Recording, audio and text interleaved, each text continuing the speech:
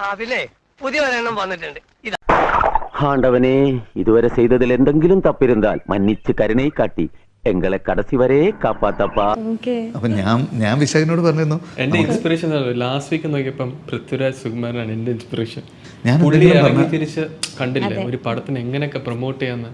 രാജുവേട്ടൻ ചെയ്യാമെങ്കിൽ പിന്നെ എല്ലാവർക്കും അങ്ങനെ ചെയ്ത് പഠിക്കണം. വിഷ്ണു നാണം കെടുത്തരുത്. എന്നെ പോലെ ഒരു ബുദ്ധിമാന്റെ ചോദ്യങ്ങൾക്ക് ഉത്തരം നൽകിയേ പറ്റൂ. എങ്കിലും പറഞ്ഞു കഴിഞ്ഞാൽ രാജുവിന്റെ പേരെടുത്തിടും. വിശാഖ് രാജുവേട്ടൻ ചെയ്യുന്നില്ലേ, അപ്പൊ വിനീതിന് ചെയ്തൂടെ? ഓ ശരിയാണല്ലോ, രാജു ചെയ്തിട്ടുണ്ടല്ലോ. ഇങ്ങനെ പോലെ കെട്ടുകഥ ഉണ്ടാക്കാൻ ഇത്ര വിദഗ്ധം മലപ്പുറം ജില്ലയിൽ വേറെ ഇല്ല. തള്ളല്ല, സത്യമായിട്ടും പറയാ.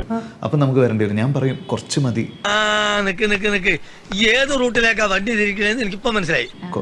രാജുവേട്ടൻ ചെയ്ത പോലത്തെ ഒരു ട്രാൻസ്ഫോർമേഷൻ ഞാൻ ചെയ്തിട്ടുണ്ട്. കിളത്താൻ ഇറങ്ങിയിരിക്കുകയാണല്ലേ, ഇവിടെ ചെലവാക്കണ്ട കേട്ടോ. കുറിച്ച് ഓർത്ത് നീ തലമുണ്ടാക്കണ്ട. വണ്ണം കുറച്ചു. ഇന്ന് രാവിലെ ഒരു ഇന്റർവ്യൂല് പറഞ്ഞ അതാണ് ജീവിതം, ഇതില് ഒരു പട്ടി ജീവിതം.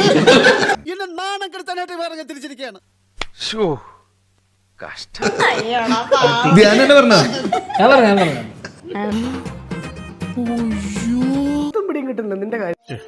നിനക്കതൊക്കെ എങ്ങനെയാ സാധിക്കുന്നത്?